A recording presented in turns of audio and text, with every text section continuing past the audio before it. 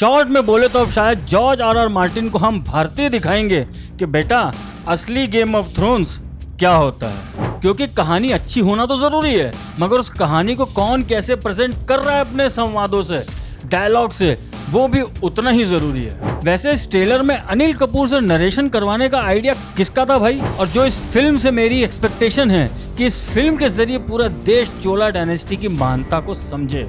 जिन इतिहास खोरों को हमेशा ये ज्ञान पेलने की आदत रही है कि भारत ने कभी भी कोई देश से बाहर जाकर मिलिट्री एक्सपीडिशन किया ही नहीं, उन्हें चोला साम्राज्य के बारे में थोड़ा पढ़ लेना चाहिए। तिलक का महत्व नॉर्थ से लेकर साउथ तक एक है। पोनियन सेल्वन, हिंदी में इसका अर्थ होता है पोन्नी का बेटा। कावेरी नदी को आज भी भारत के सदर्न पार्ट्स में पोन्नी ही कहा जाता है, बोले तो कावेरी का बेटा। PS1 मूवी का ट्रेलर बहुत कुछ कह रहा है, मगर ट्रेलर क्या पोन्नी सेल्वन पर जस्टिस कर पाया है, या फिर जो एक्सपेक्टेड था उससे भी बेटर है? The next Baahubali. जानते हैं सब कुछ आज के ऑनेस्ट ट्रेलर रिव्यू में, तो चलिए शुरू करते हैं।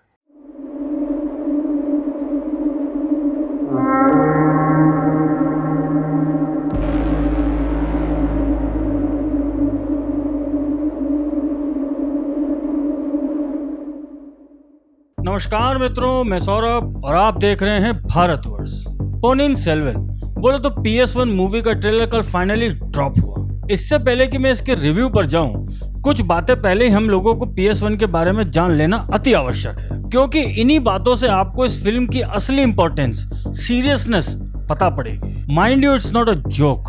PS1 मूवी अडेप्टेशन मूवी है तमिल लिटरेचर क्लासिक पोनियन सेल्वन की, जैसे कल्कि कृष्णमूर्ति ने लिखा था। शुक्र है अडेप्टेशन भी अपनी ही चीज का है। कुछ सीखो बीपुड़ वालों। पेशाब टपकता है टप टप। इस नॉवेल की भी अपनी एक अलग हिस्ट्री है, जिसको जानकर आपको इसकी वैल्यू समझ आएगी। ये नॉवेल बेस्ड है चोला साम्राज्य पर, और उसमें भी स्पेशली भारत के सम्राट राज राजा चोला वन के जीवन पर, जिनका साम्राज्य भारत के साउथ से साउथ ईस्ट एशिया तक फैला था। जिन इतिहास खोरों को हमेशा ये ज्ञान पेलने की आदत रही है कि भारत ने कभी भी कोई देश से बाहर जाकर मिलिट्री एक्सपीडिशन किया ही नहीं, उन्हें चोला साम्राज्य के बारे में थोड़ा पढ़ लेना चाहिए।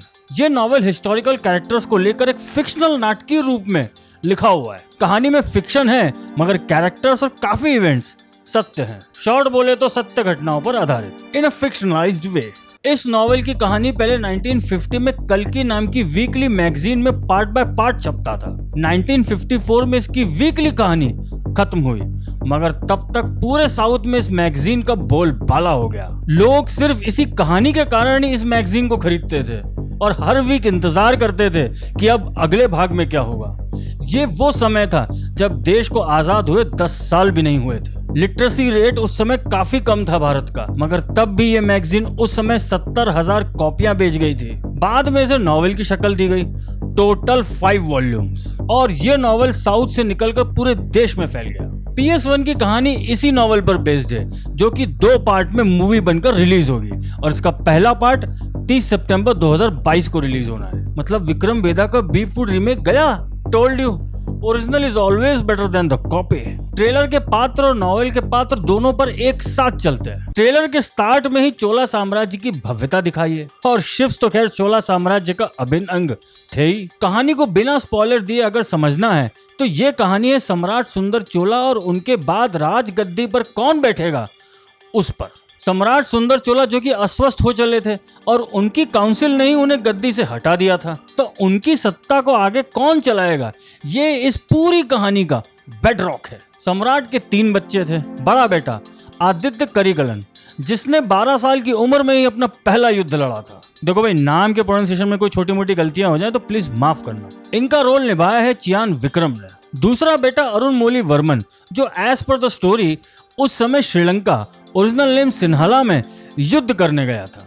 इनका रोल निभाया है जयम रवि ने, और यही अरुणमोली वर्मन ही पोनी सेल्वन है, क्योंकि जब वो 5 साल के थे तो उन्हें माँ कावेरी ने ही डूबने से बचाया था, और यही बाद में चोला वंश के महानतम सम्राट राज राजा चोला फर्स्ट कहलाए। और तीसरी संतान है बेटी कुंदावली, जो चोला वंश का एक्सपांशन को प्लान करती थी, जिनका रोल निभाया है त्रिशा कृष्णन ने। और इन्हीं कुंदवी ने वंदई वेदन को श्रीलंका भेजा ताकि अरुणमोली को वापस लाया जा सके। वंदिय वेदन ही वो कैरेक्टर है जो बाद में राज राजा चोला के मिलिट्री कमांडर बने। नॉवेल में कहानी इन्हीं के पॉइंट ऑफ व्यू से कही गई है। सारे कैरेक्टर्स इन्हीं के द्वारा इंट्रोड्यूस होते हैं। इनका रोल निभाया है कार्थी ने। मगर इस कहानी में सबसे पावरफुल कैरेक्टर इसका मेन नहीं बताऊंगा, नंदिनी, जिसका अपना ही एक पास्ट जुड़ा था चोला वंश से और कैसे वो इस पूरी कहानी को जोड़कर चलती है। ये रोल निभाया है ऐश्वर्या राय बच्चन ने। ये रोल इस फिल्म की ही नहीं कहानी की भी जान है, अपार्ट फ्रॉम चोलास। हल्के में मत लेना भाई। शॉर्ट में बोले तो अब शायद जॉर्ज आर मार्टिन को हम भारतीय दिखाएंगे कि बेटा असली गेम ऑफ थ्रोन्स क्या होता है। फिल्म का ट्रेलर जो कि 3 मिनट 23 सेकंड का है, उसे देखकर आपको ड्रामा ज्यादा दिखा होगा, क्योंकि ये मूवी बैटल्स वीएफएक्स से ज्यादा कहानी और उसके ड्रामे पर है। इसलिए बाहुबली वाली एक्सपेक्टेशंस मत रखना। इस मूवी को आप क्लासिक सत्ता का संघर्ष वाली मूवी के रूप में देख सकते हैं।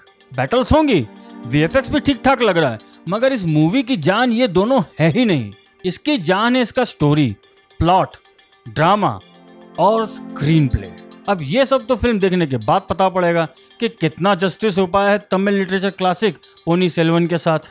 फिल्म में नासिर और साउथ का डैडी भास्कर बोले तो प्रकाश राज, ऐश्वर्या लक्ष्मी, शोभिता धुलीपला, प्रभु, आर सारथ कुमार, विक्रम प्रभु, जयराम, रहमान और राधा कृष्ण प्रतिभन है। मतलब पूरी स्टार कास्ट वेल लोडेड है। फिल्म का बजट, मेरा मतलब है दोनों फिल्मों का बजट जो बताया जा रहा है वो करीब 500 करोड़ है, जो कि सेकंड हाईएस्ट है बजट के मामले में। जानते हैं फर्स्ट कौन है? बाहुबली नहीं भाई, रोब 2.0, जिसका बजट था 570 करोड़। बाहुबली के दोनों पार्ट्स का टोटल बजट था 430 to 450 करोड़। सीधी बात है, मणिरत्नम का ये प्रोजेक्ट उनका ड्रीम प्रोजेक्ट है और वो इस प्रोजेक्ट को आज से नहीं 1994 से बनाना चाहते थे। मगर उससे पहले हमको एमजीआर सर के बारे में थोड़ी बात कर लेनी चाहिए, क्योंकि he was the first one जिन्होंने पोनी सेल्वम के नॉवेल्स के राइट लिए थे और इस पर मूवी बनाना चाहते थे। हालांकि वो कुछ कारणों से फिल्म स्टार्ट ही नहीं कर पाए, जिसमें उनका एक्सीडेंट भी एक कारण था। 1994 में मणिरत्नम ने इस पर जब फिल्म बनाने की सोची तो उनको साथ मिला था कमला हसन का, मेरा मतलब है कमल हसन का। अब वो क्या है ना, चाची 420 ज्यादा चलती दिमाग में। तब मगर बजट के इश्यूज की वजह से ये फिल्म फिर से अनाउंस होकर भी स्टार्ट नहीं हो पाई। फिर आया 2012 का समय, जब फिर से मणिरत्नम ने इस कहानी पर काम शुरू किया। इस बार तो स्टार कास्ट भी फाइनल हो गई थी, महेश बाबू, विजय को साइन भी कर लिया गया था, मगर इस बार भी बजट ही सबसे बड़ा इशू था, जिसके कारण ये फिल्म शुरू नहीं हो पाई। क्योंकि उस समय पीरियड फिल्म पर इतना पैसा कौन लगाता, और उस समय तो आशिकी वाली पिक्चरें ज्यादा चल रही थी। मगर अब जाके उनकी ये फिल्म कंप्लीट हुई है। हालांकि ओरिजिनल स्टार कास्ट में चियान विक्रम, जयम रवि, ऐश्वर्या बच्चन के साथ साथ विजय सेतुपति, अनुष्का शेट्टी और अमला पॉल भी थे, मगर डेट्स और अदर कमिटमेंट्स की वजह से स्टार कास्ट फिर से अपडेट हुई। मगर देर आए दुरुस्त आए, फाइनली ये फिल्म इसलिए भी बन पाई है क्योंकि बाहुबली फिल्म ने ऐसे फिल्मों का मार्केट अब खोल दिया है। पब्लिक के साथ साथ फिल्म के प्रोड्यूसर्स और इन्वेस्टर्स को अब जाके कॉन्फिडेंस आया कि हाँ भैया, इतना पैसा लगाया जा सकता है ऐसे विषयों पर। AR रहमान इन दोनों पार्ट्स के म्यूजिक डायरेक्टर हैं और दोनों पार्ट्स में कुल 6 गाने हैं। हालांकि BGM जितना भी सुना है ट्रेलर में उतना फील नहीं हो पाया। शायद अभी थोड़ा और इसके क्लिप्स आएंगे तो समझ आएगा। वैसे इस ट्रेलर में अनिल कपूर से नरेशन करवाने का आइडिया किसका था भाई, ये मुझे जानना है, हिंदी वाले में। क्योंकि एज पर माय अंडरस्टैंडिंग, और आप लोग भी बताना कि क्या अनिल कपूर की आवाज में वो दम है, वो स्ट्राइकिंगनेस आपको सुनाई देती है जो बाहुबली और RRR के हिंदी डब में मिली थी। क्योंकि याद रखिए, बाहुबली और RRR हिंदी बेल्ट में इसलिए भी चली क्योंकि उनके संवाद, बोले तो डायलॉग्स, जिनने भी डब किए उनकी आवाज स्ट्राइक कर रही थी।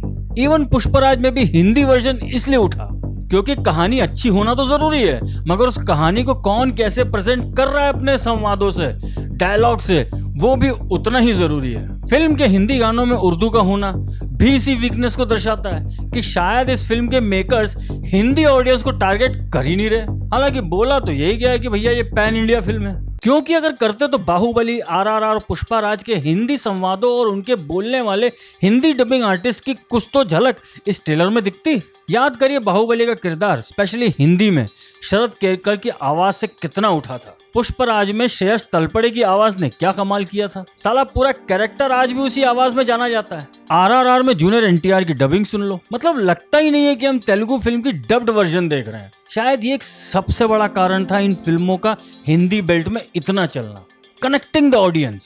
इवन कार्तिकेय 2 में भी यही था। वैसे शुरू में तो लोगों ने तेलुगु ही देखी थी विथ इंग्लिश सबटाइटल्स। ये वो एक बड़ा वीक स्पॉट मुझे लग रहा है जो ट्रेलर देखकर लगा। हालांकि ट्रेलर में शॉट्स अच्छे हैं, खासकर वो ऐश्वर्या का राजगद्दी को देखने वाला सीन काफी ड्रामेटिक है। उम्मीद यही है कि फिल्म भी ट्रेलर से काफी बेटर होगी, क्योंकि ट्रेलर में आप बाहुबली मत ढूंढना, हाँ गेम ऑफ थ्रोन्स जरूर ढूंढ सकते हो। और ये कहानी में बहुत पोटेंशियल है। जो कहानी हमारे देश के महानतम सम्राटों में से एक के जीवन की वो कहानी हो जो उनको सम्राट राज राजा चोला बनाती है, तो वो तो भैया भव्य होगी।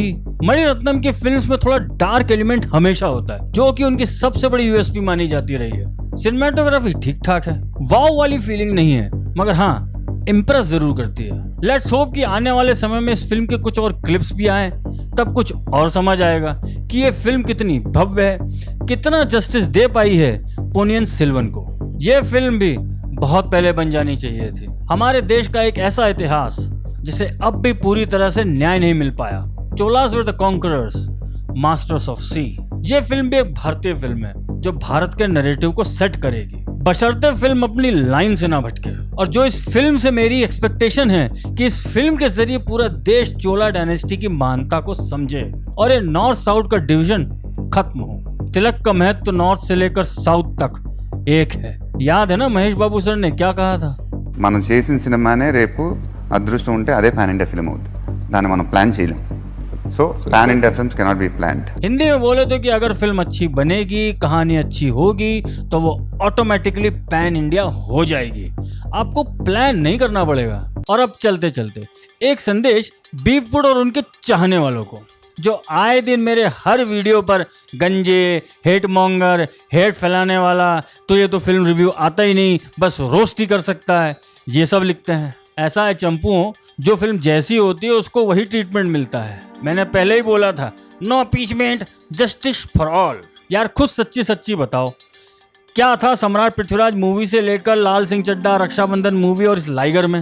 हाँ, अब अगर तुम लोगों को कचरा ही पसंद है, बोले तो गू प्लस तट्टी, बोले तो गुट्टी, तो भैया मोदी जी ने काफी शौचालय बनवा दिए हैं। कृपया वहां जाकर अपनी भूख शांत करें, क्योंकि फिल्म रिव्यू का मतलब सिर्फ अपनी सीट पर बैठकर उछल उछल कर वीडियो बनाना नहीं होता। उसके लिए थोड़ा रिसर्च करनी पड़ती है, उसकी हिस्ट्री पर, उसके प्लॉट पर, उसके एक्टर्स पर। ये सब करने के लिए खोपड़ी और आंखों के बीच में जो होता है ना, उसका काफी प्रयोग करना पड़ता है। बाल इसलिए नहीं बोला क्योंकि मेरे बाल नहीं है, इसलिए तुम लोग सिर्फ अपने घुटनों पर जोर दो। अगर आप भी PS1 जैसी और भी भारतीय फिल्म लाना चाहते हैं तो इस वीडियो को लाइक, कमेंट, शेयर और चैनल को सब्सक्राइब अवश्य करें, क्योंकि इस नए भारत के भाग्य विधाता हम हैं। धन्यवाद।